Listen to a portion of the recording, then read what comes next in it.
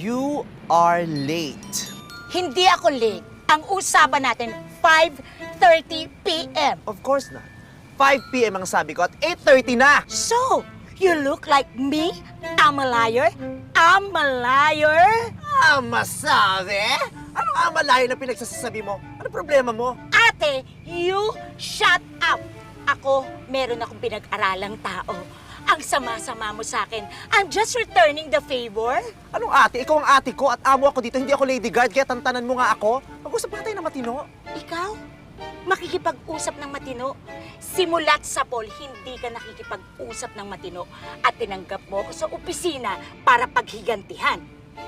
Masisisi mo ba ako matapos pagmalupitan ng pamilya mo ang pamilya ko? Iisang pamilya lang tayo. Hindi totoo yan! Nanggaling ako sa pamilya ng mga kabayo samantalang ikaw ay nanggaling sa pamilya ng mga mangga. Iisang pamilya. Sabihin mo yan sa nanay mong presidente ng mga aswang! Walang presidente ng mga aswang ko. Ang nanay mo ay presidente ng mga babarang kabet! Kundi dahil sa'yo, hindi naging baldado ang nanay ko! Bakit? Ako ba ang tumulak? Kung sinakluluhan mo siya, edi